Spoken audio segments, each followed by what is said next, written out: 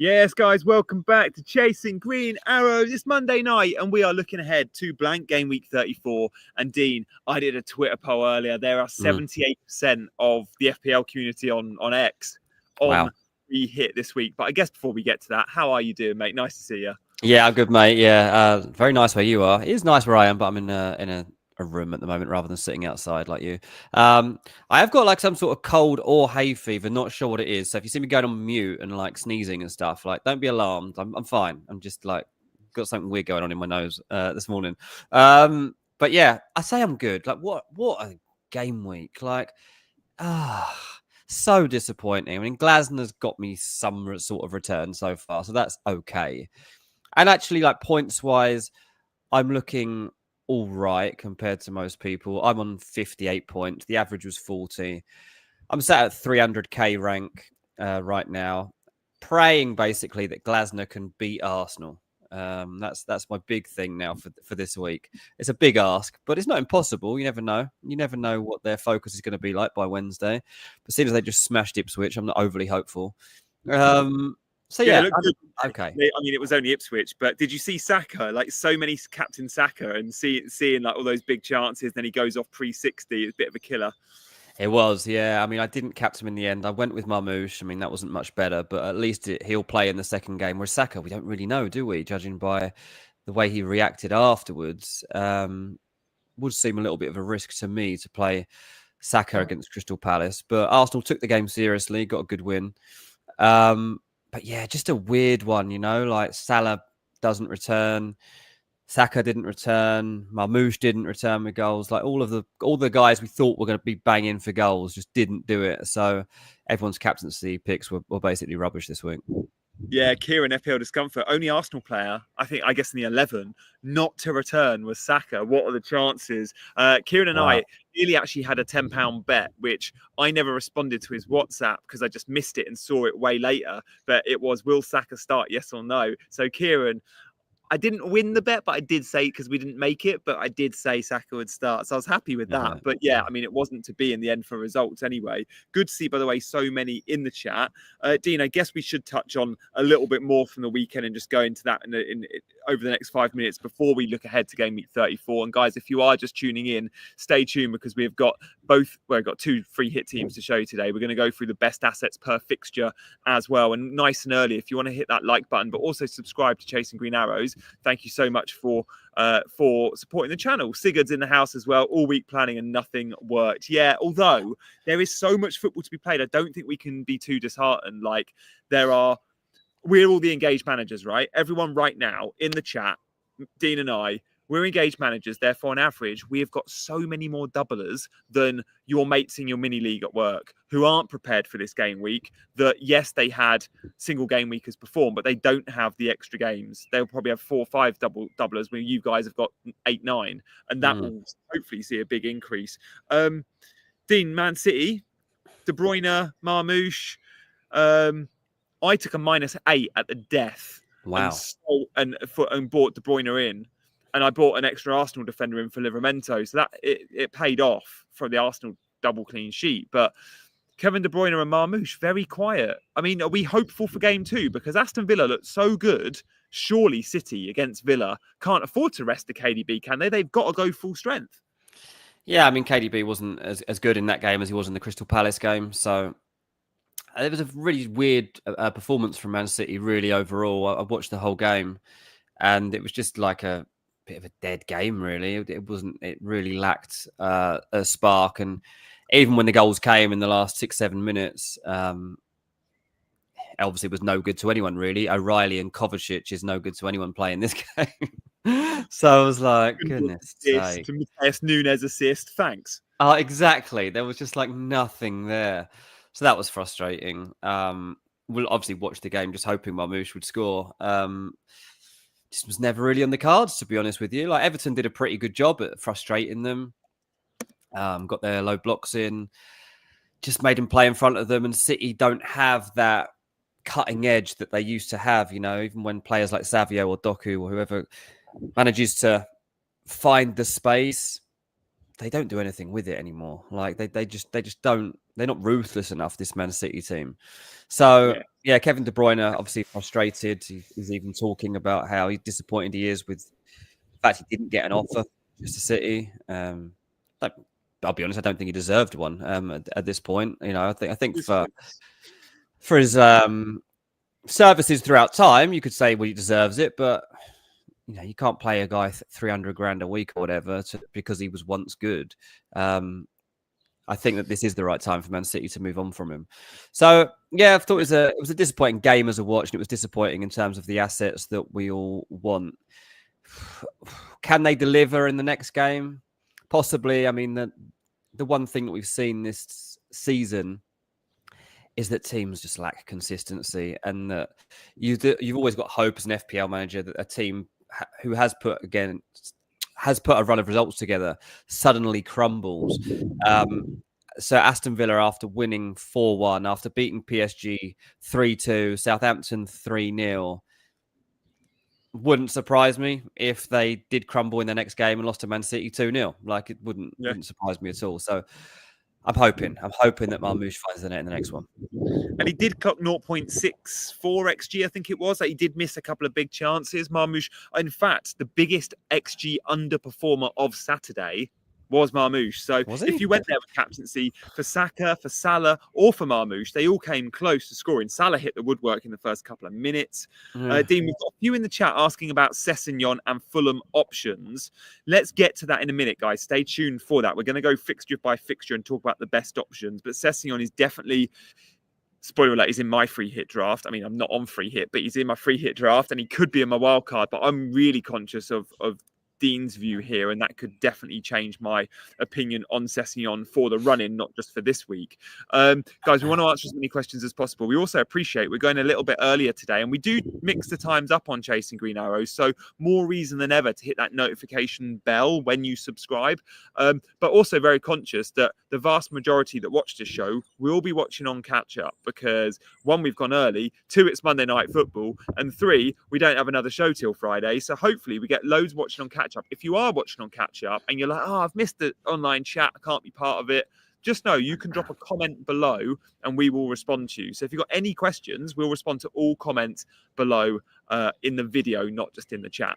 Dean, should we get to it? Should we get to the kind of the blank game week fixtures and just have a look what because there's 4 big teams not playing.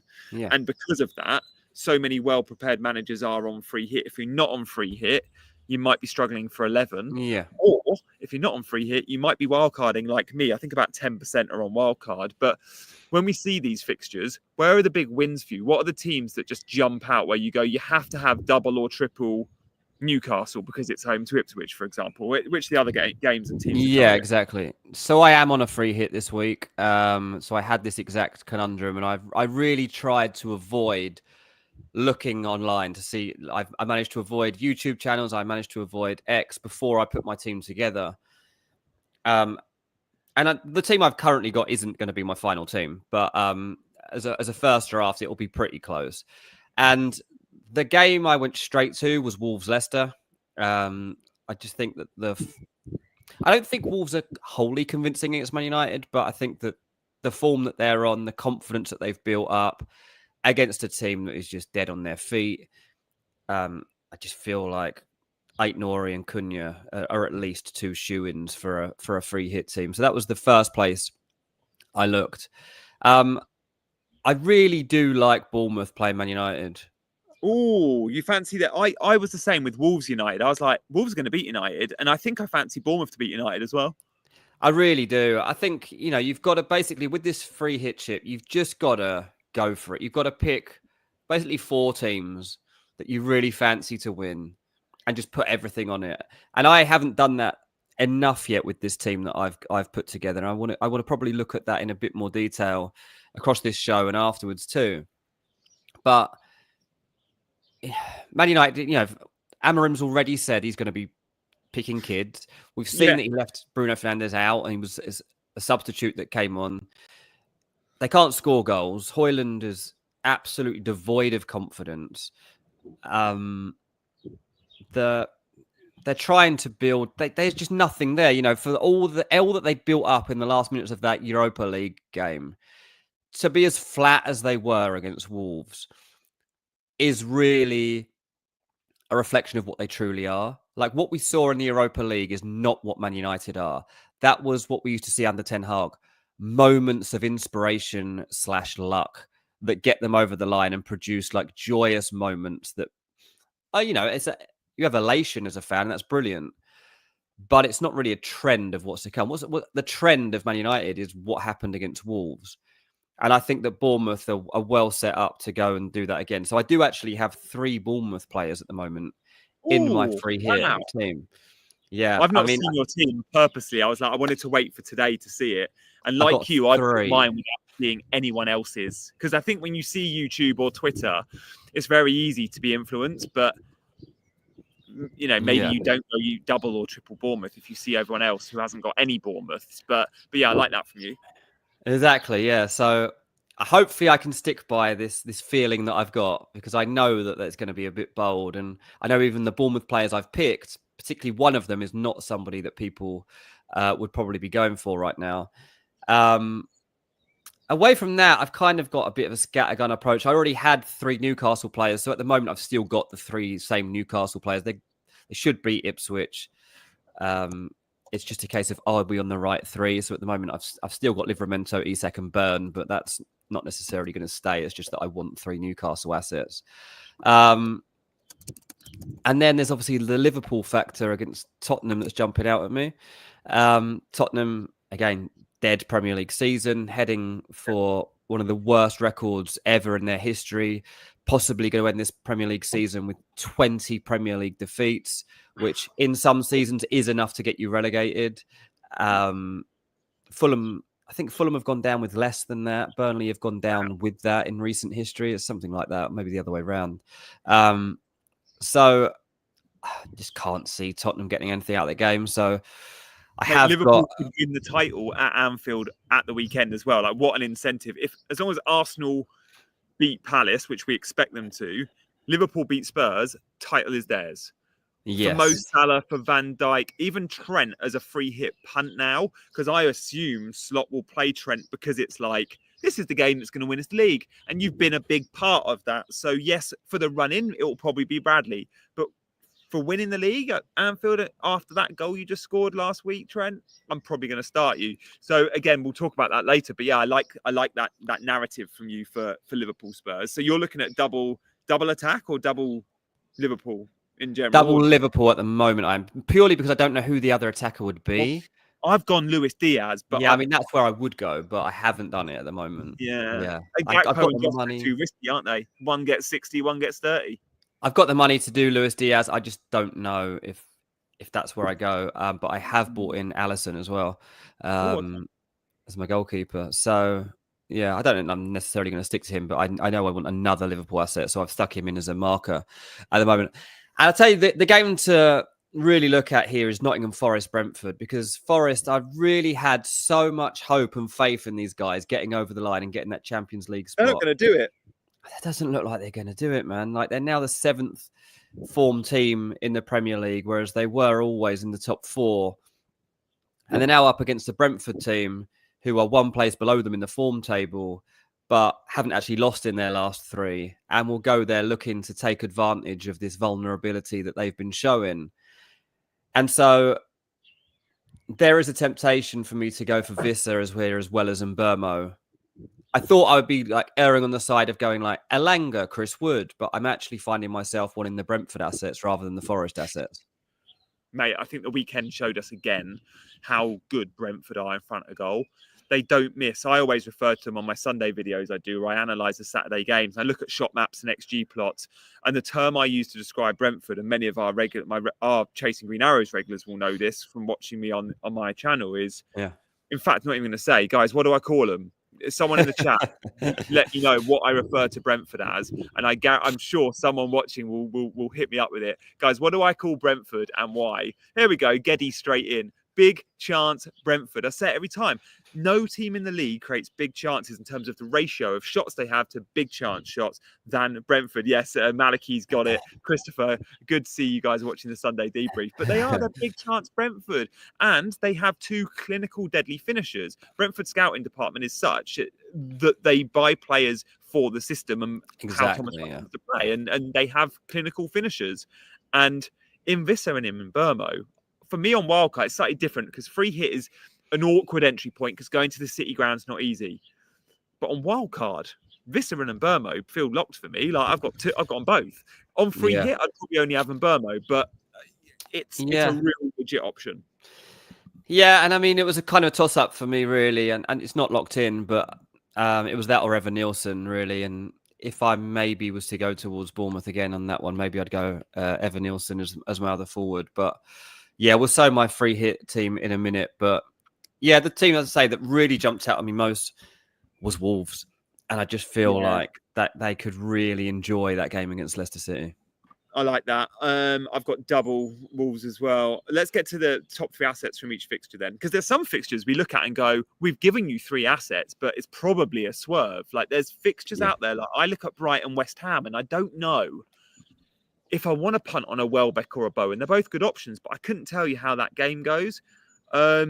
So yeah, we'll load that and we'll show you our top 3 assets. And I say our top 3. Dean and I haven't discussed this. Our producers put this together, but we don't disagree with it strongly. They're the 3 headline players from each fixture. And guys, thank you in the chat. I can see, I think it was Jay in the chat just mentioning there's 138 watching and only 33 likes. Thank you, Jay, for mentioning that. We would love to up that ratio. If you want to hit the like button and subscribe to Chasing Green Arrows while you're at it, we'd love that. Chelsea, Everton, no one's looking. Let's go through one by one. And guys in the chat, contribute to this. Any players you think we've missed? Dean, Cole Palmer's not in my free hit. No, he's not in mine. I have got one of those 3 players, though. It's Cucurella. That's where I've gone at the moment. It's the only Chelsea player I've got in my team. By the way, thanks for not gloating about Chelsea and your lucky win. We haven't got there yet. What a finish from Pedro Neto. Yeah, absolutely not in the game until that. Anyway, yeah, so I've got Cucurella from that first game. The second game, it's funny because like it's really out of Bowen and Matoma for me, which one I was going to take. I to be honest, neither of them will probably play in my game week. But I was looking at Bowen and Matoma, and I've edged towards Bowen so far. But as I say, probably not going to be in my team anyway. Newcastle, Ipswich, I would probably... You've got to go triple, haven't you? You have to go triple. Could be double defense or double attack or Barnes. Yeah, exactly. So obviously I've got Isak already, and Isak just stays. And the other 2 I've already got are Livramento and Burn. So when you see my free hit team, you'll see that Livramento and Burn are still in it, but it's kind of irrelevant because they're not going to be the ones necessarily that stay. But Burn certainly won't be staying. How do you feel about the other attackers, though? Because Gordon will probably be benched again, and it will probably be Barnes and Murphy. Now, Murphy, the narrative for me, why Murphy's so good, 1, he's just been great, but 2, he's a Norwich lad.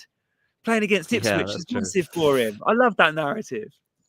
That's true. I don't know what Barnes is owned, though, and that was that game the other week when he was brilliant. Oh, mate, he smashed it. In the double game, he's outperformed Murphy, but he's the more likely to be subbed off for Gordon, isn't he? Like, if Gordon comes on, you probably think Barnes goes off. Yeah. Barnes, 6 million and 4% owned at the moment. Murphy is 16% owned and 5.2 mil. So yeah, get a bit more of a niche pick if you go down the route of Barnes. But obviously, one that's even lower picked is Bruno Guimaraes. He's only 3.2% selected at this point. I think outside of those 3, you could be looking at Bruno. There's loads of Newcastle options. I mean, surely, I don't wholly trust Newcastle all the time. I don't. But surely this one, they're going to win at least 2-0. Surely they at least win 2-0 against Ipswich. I'm with you. You've got to go triple. The fixtures to target, Newcastle, you mentioned Wolves, Leicester. They're the 2 that massively stand out. And then obviously Liverpool because they're great. What about Fulham players, Dean? If this was at Craven Cottage, and I know you've made good points about home and away form not mattering too much at all this season, but if we all saw Fulham, Southampton, not Southampton, Fulham, I guarantee everyone would have a Fulham double up. I haven't seen many I have Sessegnon. How safe is he for starts? Because this is a 4.1 million defender playing in a front three, getting goals, getting assists, never getting 90, but he's getting, against Chelsea, he got 75 minutes. He got 3 bonus because he got the assist and the clean sheet. With Harry Wilson back, Traore around, Iwobi we know plays on the left. Is Sessegnon on that right-hand side nailed for the time until he has the stinker? I don't know, because I don't know. We haven't seen what condition Sessegnon's in playing this amount of games in a row. Like, he's just started 3 Premier League games in 2 weeks. He hasn't done that for a long time. He's got long stretches as well. Like, the smallest was an hour against Bournemouth. He played almost the whole game against Liverpool, played a lot of it against Chelsea. And, this is a guy that just hasn't been getting that much game time. So 3 games in a row of getting that many minutes, basically unheard of for Ryan Sessegnon, and it is a position that Fulham do have alternatives in. So it's difficult to know. Obviously, he has a little bit of recovery time here, so I'd like to believe he'd be okay. I love Sess, obviously, like Fulham legend, but I'm a bit sceptical. Fulham don't do like in that role, because no one expects to see him on the right in a front three. We've always seen him as a left back or a wing back. Like, what do you make of him on the right, cutting in on his left? Great. He should always have been a forward. Like, Sess should always have been turned into a forward rather than a left back. It's like when he broke through, like, you could just see, like, he's fearless. He's got a great eye for goal. Obviously, from the right, he can cut in, and he's so hard to stop once he gets onto his left foot. So I think Sess is a really good player, and I like him in that position off the right. That's fine. It's just like Fulham's ability to deal with low blocks isn't great.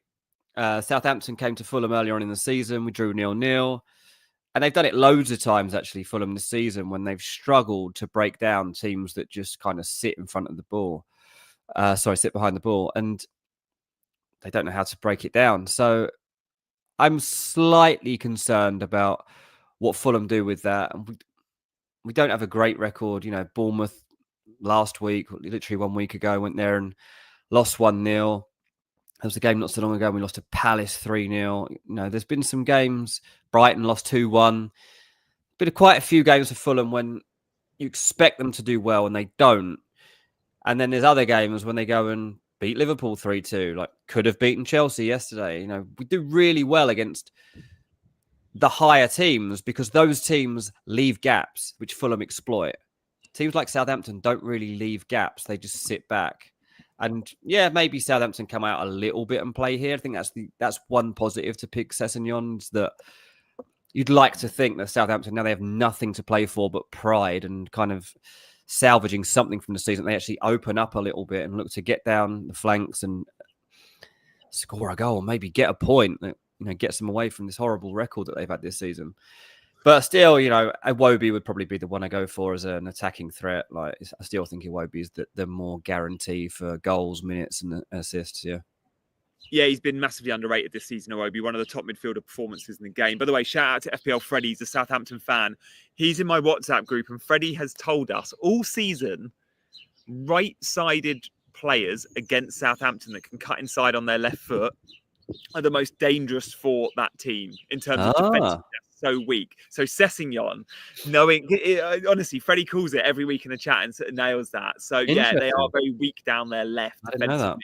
So so worth noting. But I'm with you. Like, for me, if I was on free hit, I'd go Sessegnon. I'm on wildcard, and I feel like Sessegnon's too risky because I can't afford someone. Knowing I've got bench boost to come, I need someone that's going to play every game between now and the end of the season. Yeah. And I feel like Sessegnon is one bad game away from being dropped. And you have players like that, right? We have our nailed players, and then we have our first 11 players who are currently in the first 11, but have a bad run of games and you're out. Harvey Barnes will lose his spot in the Newcastle side as soon as he has 1 or 2 bad games because Gordon's there ready and waiting, who we know is first choice when fit. But Gordon's got to earn that again. And by the way, some in the chat worrying about Barnes and Murphy. For this week, they're both good. I'll eat my hat if Jacob Murphy doesn't start. Like, of course he's going to start. Barnes, there's a slight chance that Gordon could come in, but the way he's playing, you can't drop either of them. Barnes will probably come off though as Gordon comes on. And again, the 90-minute guarantee for Ipswich would be lovely, and I'd love that with Murphy. Yeah. Dean, we spoke about Wolves Leicester. Yeah. Cuna hasn't been in the 11 every week. And I think Bellegarde, your boy, was injured at the weekend, which is why Cuna came in. Is there a fear that with Wolves, knowing they've got nothing necessarily to play for now, knowing talks with other clubs, rumours of Man United, is Cuna absolutely nailed? We know he should be nailed, and if he was staying next season, he would be. But given all the transfer speculation, is Cuna absolutely nailed to start versus Leicester if Bellegarde's back fit? I think so, yeah. I think that at this point, like, he's still your best player. Even if he's leaving, you kind of take that opportunity. Like, he's going to want to get out with a bang. Like, he hasn't really like rattled people to the extent that, like, I'm sure there's some fans that are upset with the fact that he looks like leaving, but he's just being quite honest about it. I think the way that he's going about his play, he's not coming out and talking about it much. He's trying to keep himself going. I think the other day when he scored, I seem to remember he was he? I don't know if he was kissing the badge, but he was like pointing at the badge when he scored. I think it was against Tottenham. So I'll be surprised if they don't play Cuna in a home match against Leicester when he'll have, I think he'll have a lot of motivation to go out there and score. And obviously, like he's had that long layoff too with his red card, so like he's fresh and like you might, while you've got him, you might as well play him into the ground. To be honest, there is obviously like the chance of him joining Man United. There's a story out today that Man United hope to get a deal done next month. I mean, I'm kind of skeptical about whether Man United can get a deal done next month because they don't have any money. So until they sell somebody, they can't really sign Cuna, as far as I know. But obviously, they are looking into that deal. So I guess there's part of Wolves that won't want him getting injured right now. But I'm sticking with Cuna. I think Cuna plays against Leicester, and I think he scores against Leicester. Simple as that. So I'm not going to overthink that. And him and Aït-Nouri seem the best picks to me, personally. I like Semedo as well. Shout out to an extra Wolves player there that's not listed. Semedo's numbers are very similar to Aït-Nouri's. In fact, Semedo doesn't get the early subs that Aït-Nouri does get, although maybe early subs are a good thing. Connor Bradley owners will tell you in the last couple of weeks, like early subs are quite nice because as long as it's after 60, you're locking that clean sheet. Sessegnon, early sub, got the clean sheet points and the bonus. So Aït-Nouri probably still edges it, but Semedo, club captain, playing very well, actually. Quite surprised because I've never rated him as a player. Yeah, okay. Mate, you mentioned Cuna and Man United. Just to go away from FPL for a second, can United sign Osimhen and Cuna? How would they afford both? Is that still like possibly going to happen? Because the Osimhen 1 year left, the contract, the buyout, Galatasaray aren't signing him. Napoli don't want to keep him because of the money they want to cash in. That seems like a move that's very likely. Yeah, I mean, they definitely could do it. It's still a big ask, Osimhen particularly, and that's why they're happy for the briefings to go around about Liam Delap rather than Osimhen, because I think they want to manage expectations in the market. They don't mind fans thinking that they're going for Delap, but to build everyone up to expect Osimhen and then not be able to get him and then end up with someone way lower down than an Osimhen. Like a Hoyland. Looks like a failure. But if they, the plan is to obviously win the Europa League and then get rid of Garnacho, get rid of Rashford, get rid of Hoyland, and then you've opened up some space and on the wage bill as well as in the squad. So that's how they plan to fund that. Anthony as well, obviously. So yeah, there's definite scope, but it would take the Europa League win and it would take player sales, and that all needs to happen quite quickly too. Of course, there's Goldbridge breaking news that Cuna terms agreed. I mean, don't worry about what he's saying about terms agreed. The terms agreed with Matheus Cunha isn't a problem. Like you can get Cunha to in personal terms. It's like it's the transfer. It's the transfer that's the problem, and they can't agree that at the moment because they've literally told us last month when it was that they don't have any money, so they've got to Yeah, we raise saw the money. interview with Neville, didn't we, on the overlap? They have money for one player, but it's not, as far as I'm aware, at that level. Like, I was told, like maybe 30, 40 million they could go and sign a player right now, but not at the level that you're going to look at for Cuna. But nevertheless, it could genuinely happen. Cuna is a player they definitely like. One thing to look out for United too is, like, they want players who are just guaranteed to improve their goal outlay, and one way they want to do that is by looking at players who have already done it within the Premier League. And that's why they like Cuna as an option, because it's no settling in time, really. He's used to being in the country. He's used to being in the Premier League. And they look at that as a good signing. That's why they're also looking at Mbermo, at Dibbling, like these sorts of players, like even Liam Delap, because like there's not the fear that they don't work out, which you might get with Trincao, for example, who they're also looking at. And they don't want another Hoyland / Xerxes / Anthony / whoever else situation where there's all the hype, they come in, and then there's no more noise around it because they're rubbish. So that's something to look out for with Man United. Talking about Man United, they play Bournemouth. Bruno's listed as an asset here. Personally, I wouldn't go there. I mean, nor me, but loads are. The content creators will, because, well, I don't know. Let's ask Big Man on Friday. I bet Big Man's got Bruno in. I guarantee he's on penalties. He's on penalties. He's a talisman. I've seen one draft that's not my own, and it was FPL Chai, friend of the show, Chai. I was shocked because Chai's a bit of a maverick, but then also loves a penalty taker, and he had Bruno in. I was like, mate, well, how are you going? And he had Pamer as well. But yeah, Pamer, by the way, 40% are saying he'll be in their team, 60% saying no. I just does Bruno definitely play, and how long does he play? Missed the last one, he should because he missed the last one. But it's not about just managing minutes; it's making sure he's not injured. True, and they're going to struggle against Athletic. They go into that semi-final as the underdogs for me, and Athletic Bilbao well, mate. Like, yeah, I mean, Athletic United aren't winning that, are they, over 2 legs? I don't know. I mean, Nico Williams is out at the moment, so he's picked up an injury, which ruled him out last. Real Madrid beat Athletic last night 1-0. 93rd minute, Valverde. Wasn't it? What a goal! What a goal! It's talk about fine margins. It's a last minute banger into the top corner.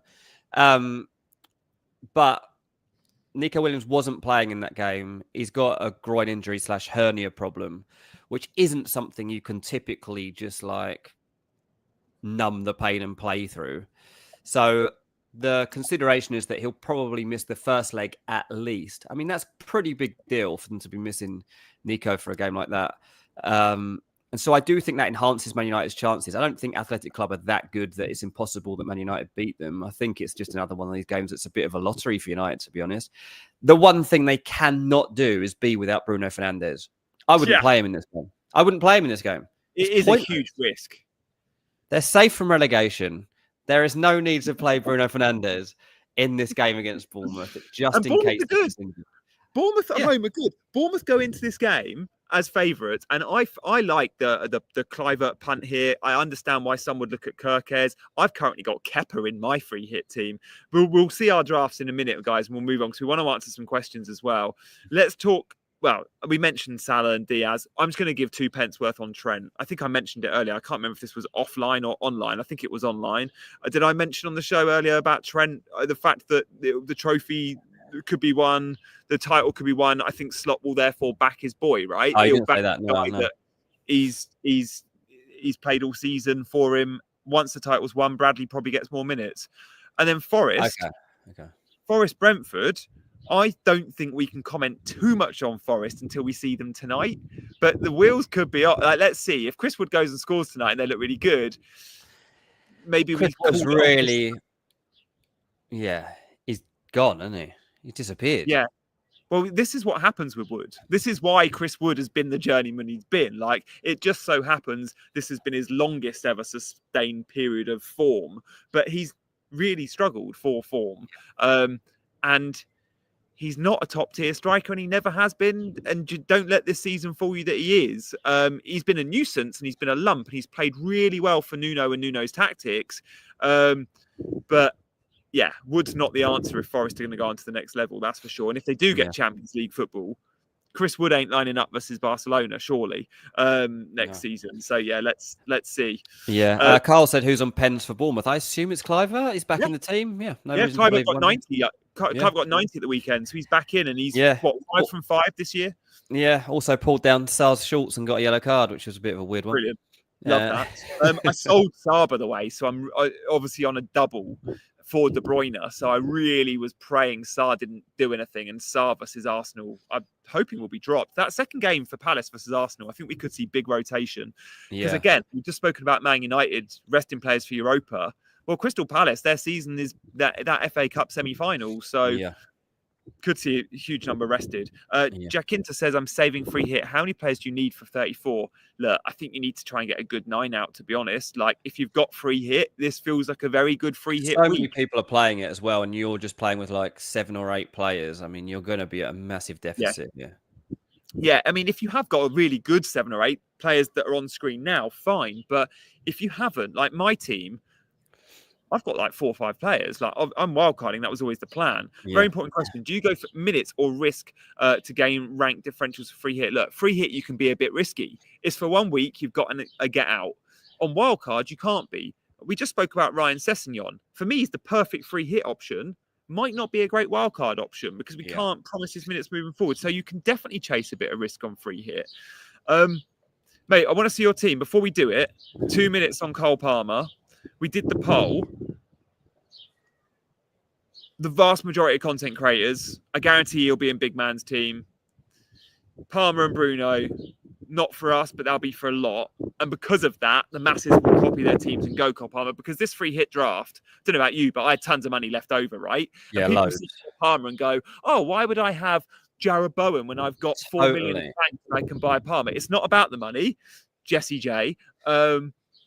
Cole Palmer's a bit of a dud asset, and Chelsea aren't clicking either. Like, I expect Chelsea to beat Everton, but they won't score many. They won't score more than 2 goals.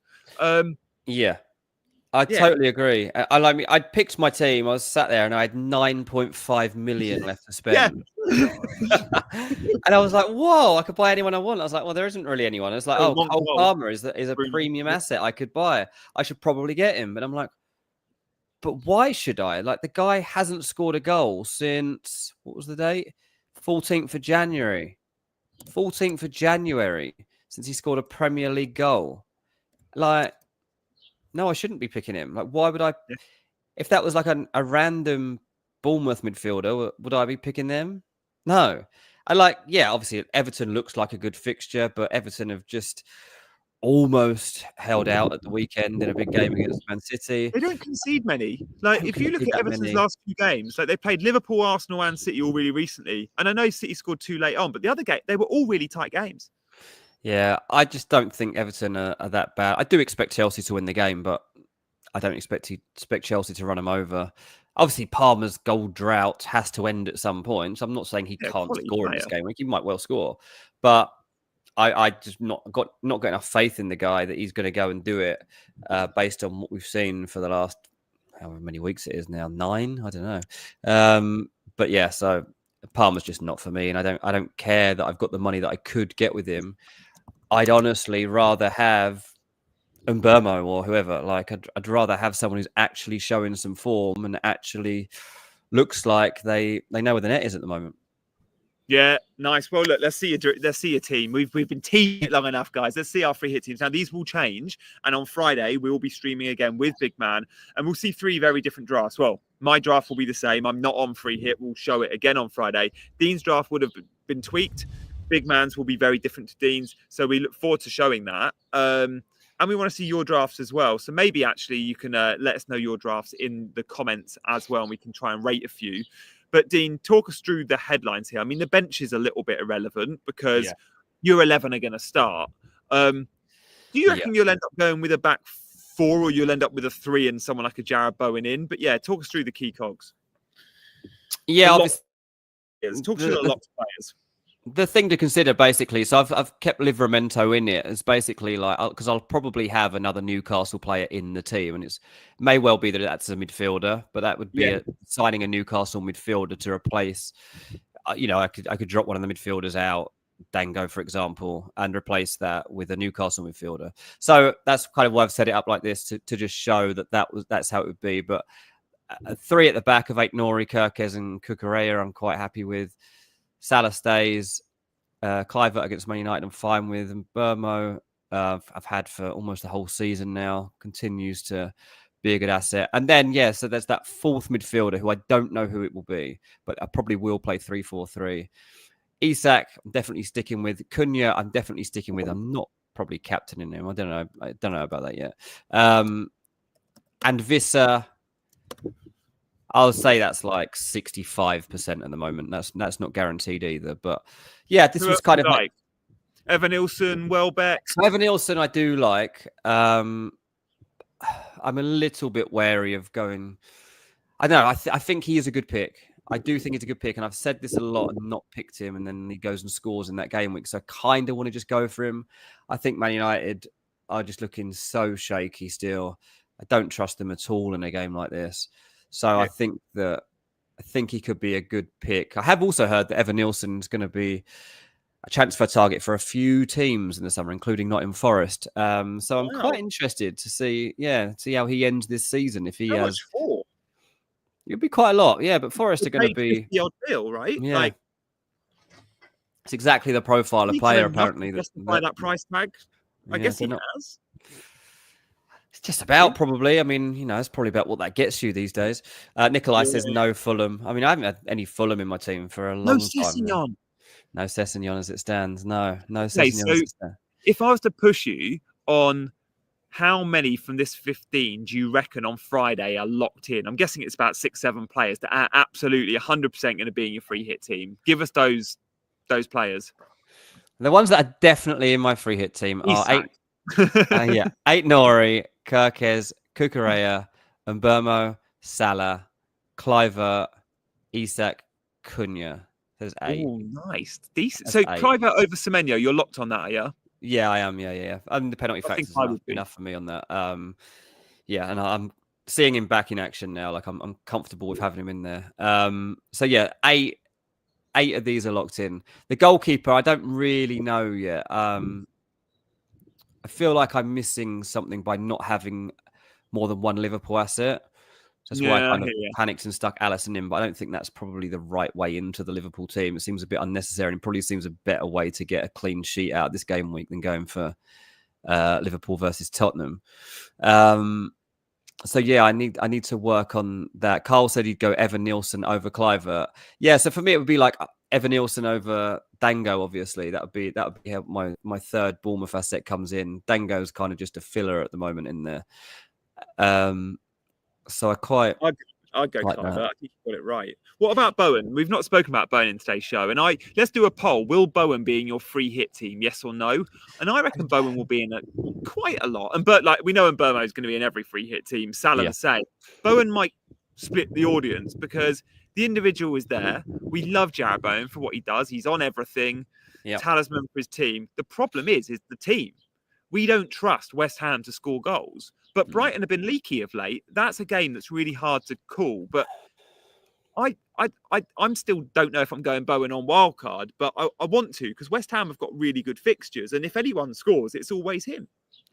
I honestly thought that West Ham were going to have a good end to this season. I thought, right, the pressure is off here. It's an early pre-season for them. They're 17th in the league, West Ham. It's absolutely abysmal season that they've had. But they get to finish it against Brighton. Then they've got a home game against Tottenham, who have been equally as bad and have distractions in Europe. Then they got Man United away, equally as bad, distractions in Europe. Then they've got Nottingham Forest, who are an absolute free-fall, and that game's at home. And the last day, they've got Ipswich, who are relegated already. So that is a good set of fixtures, a really good. And there's only one man that you trust across all of those games. It's Jarrod Bowen. Fulkrug. Yeah, he seems really happy. But yeah, so that's Bowen's a better pick for a wild card free hit than a free hit. Yeah, that's the thing. Because Brighton West Ham really Brighton should win the game. And that's why as I said at the start of the show, it was like Bowen or Mitoma. I was like, which one of these do I pick? And I've just gone for Bowen, but it's more now I think about it because I know that he's a better pick for the rest of the season rather than just now. Yeah, okay. Apologies if you're watching on catch up. I just wanted to mention a bit of team news. Looks like Sonny isn't in the squad again. I don't know if there's an injury there. But yeah, the Spurs 11, Vicario, Pedro Porro, Romero, Van der Ven, Spence, Saar, Bentancur, Kulu is back, Odegaard, Richarlison, and Tell plays up front again, number 9, I guess. Well, Richarlison's also in the 11. And then for Forest, it's Murillo, Williams, Anderson, Gibbs, White, Wood, Toffolo, Dominguez, Alanga, Danilo, and Milenkovic. I'm trying to work out if there's anyone missing. Hudson-Odoi is benched. Alanga is in the 11. Yeah, okay. Yeah. You don't see Toffolo in much, but I guess he's in because of the Aina injury. I guess he's been in since, but yeah. Yeah. ISG says, yes, Son had an injury in the Europa. Yeah, I mean, look, there are massive reservations about Son at the moment and whether he stays at Tottenham even beyond this season. It's one of the reasons that Tell is likely to sign permanently with them, and they're trying to negotiate the fee on that. They need a replacement. Tell wants to play on kind of that same position rather than playing as a centre forward. And so tonight's actually a big game for Tell. He'll probably play in that role then, won't he? Because Richarlison's in the 11, so I guess he'll play the Son role. I would imagine so. I mean, that's kind of what they've had him earmarked for, and that's basically why they signed him. So I would imagine, was it Richarlison through the middle, Tell one side? Was it Odegaard back? Was he playing? Yeah, and then Kulu in the midfield 3. Yeah, and then Kulu kind of pulling the strings behind him. Kulu, you know, his future up in the air a little bit as well at the moment. He's not guaranteed to stay. Definitely has a bit of interest back in Italy, but Tottenham want him to sign a new contract and stay. So let's see how the season ends. He just needs a little bit of convincing, I think. I'd probably edge on the side of him actually staying with Tottenham, but it really does depend how badly this goes from here, and whether the manager stays. If you're a player like Kulu, you need, well, you want to know who you're working with. Yeah. Mate, let me show you my team, see if you get any inspo from it. Yeah. There's loads of similar players, similar themes, backing similar teams. So yeah, we've got my team up to show you as well, guys. You can let us know your thoughts. Looks like Bowen, by the way. I thought Bowen would be a little bit more popular than that. Only in 20% of teams. And he's not in this team. He's probably going to be in my wildcard team, but not in my free hit team yet. I've gone... We both had Sanchez. Yeah, I think Sanchez is a good pick. I mean, Everton, bit naff up front. They really are. Like it's a big area of focus for them going into the summer transfer market. They've got to sign people. I mean, one of the first people they're trying to sign is Souček from West Ham as Moyes tries to work with him again. But they definitely need to go and get 2 forwards and just have more threat in that front line. Be Souček up top, wouldn't it? Is he going to bring Fellaini back as well? He is his Fellaini these days, isn't he? Tim Cahill, Fellaini, Souček, and Decore, all those centre mids that he makes sort of number 10s. Just be a lump number 10. Yeah. I don't want my number 10 to actually be a baller. I just want him to get on the end of crosses, and that's kind of what he does, doesn't he? CH, thank you. Yeah, inspo. I do that a lot with my abbreviations, I guess. Don't even realise I'm doing them, but thank you for highlighting that. Sanchez is in. We mentioned Livra. It could very easily be Trippier. Maybe Trippier is the better pick because he's the set pieces and if money's not an issue. But I just feel open play threat. Livramento does offer more. Sessegnon, we've discussed, and Nori.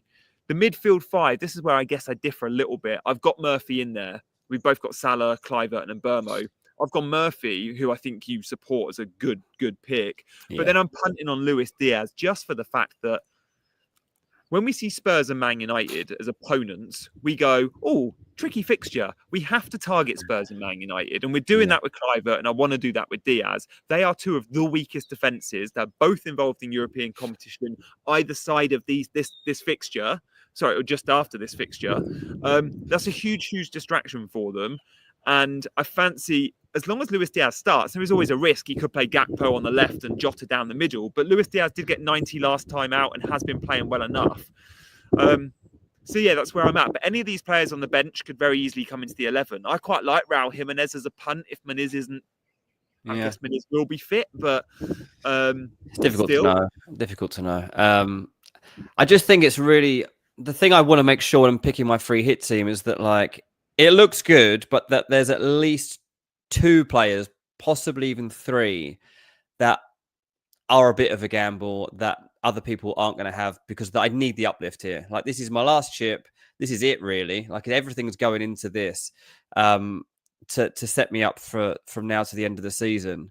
And yeah, I've got to make sure I don't play it too safe, and I'm a bit concerned that I will end up doing that. So I've got to keep telling myself that a couple of risks are necessary. So Luis Diaz probably counts as a risk.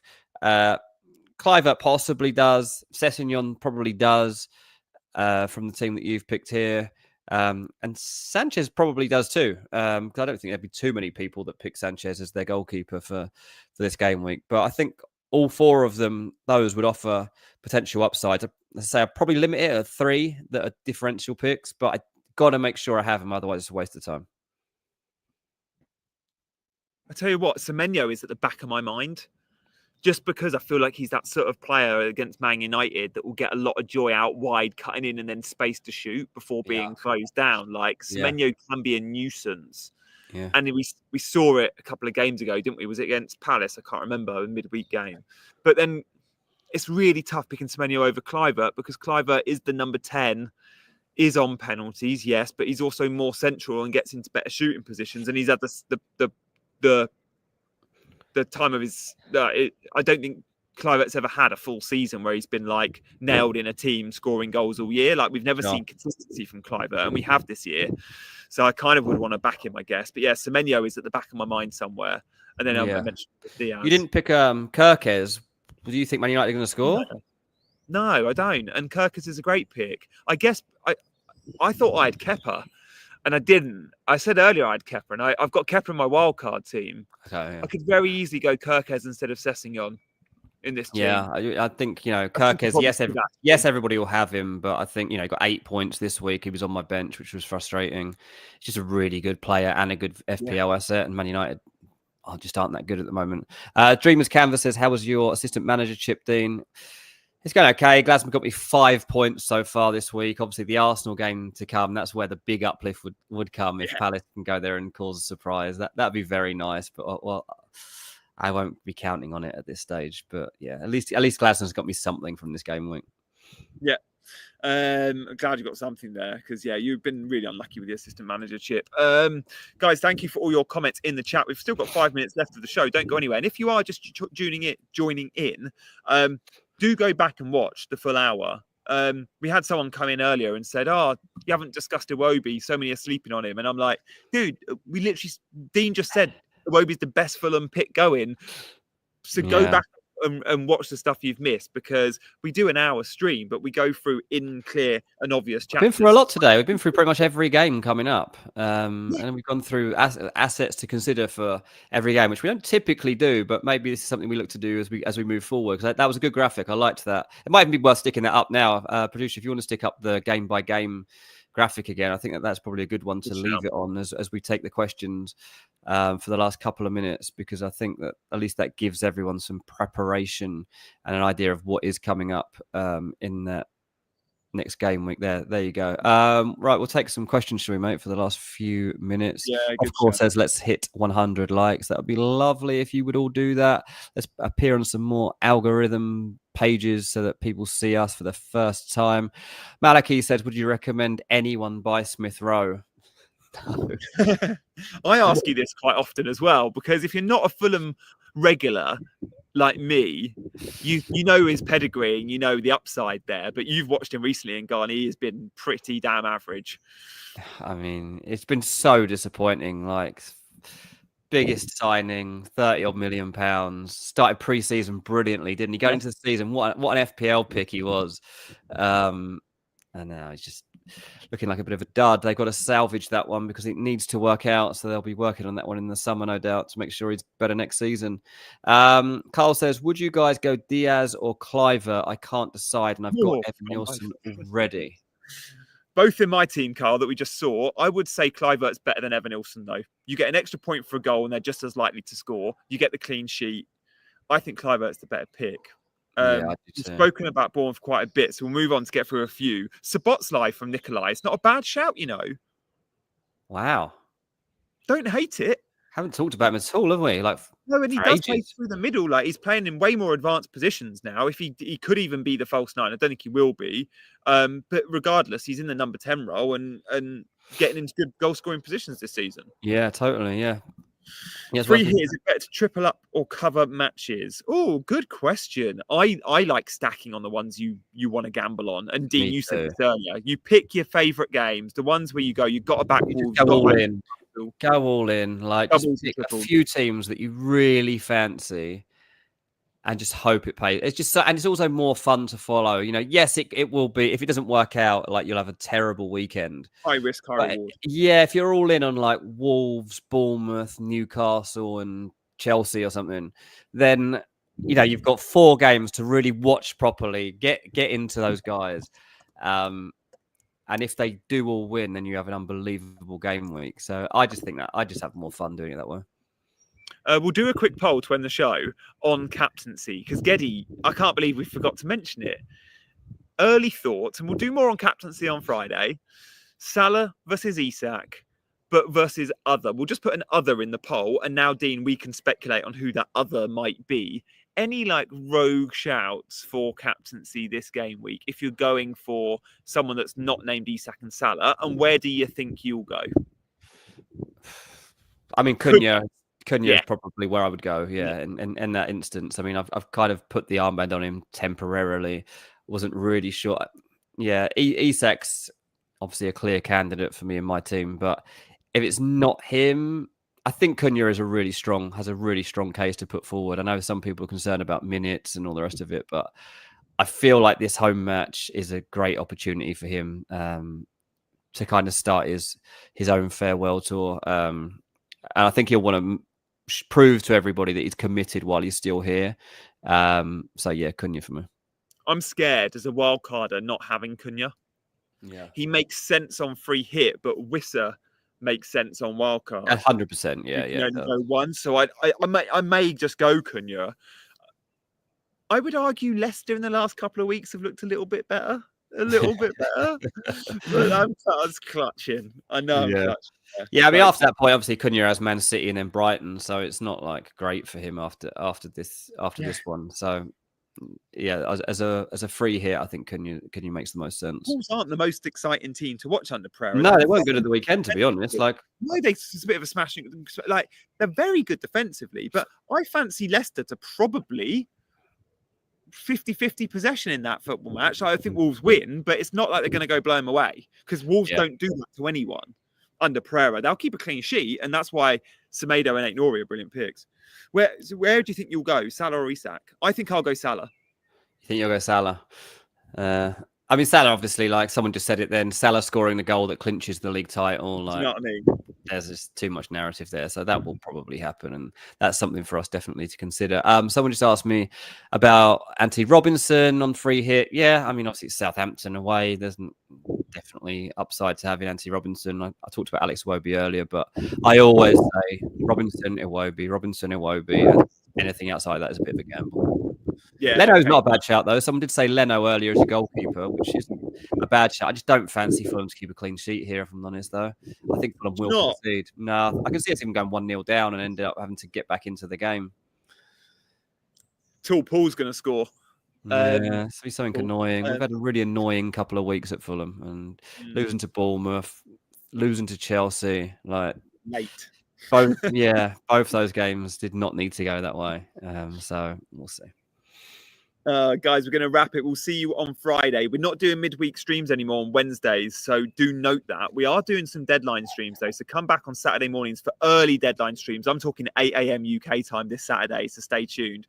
We'll do some deadline streams on Fridays coming up as well, so there's a fair few Friday deadlines out there. Guys, but for now, if you're just tuning in or if you've only watched half the show, go back and rewatch before the game tonight. If you're watching on catch-up and you have a question for us, drop it in the comments. And our final request for you tonight is to subscribe to Chasing Green Arrows to get us to 10,000 subs by the end of the season, and to, of course, hit that like button. But for now, he's been Dean, I've been Gianni, and we will be back on Friday afternoon. Bye-bye.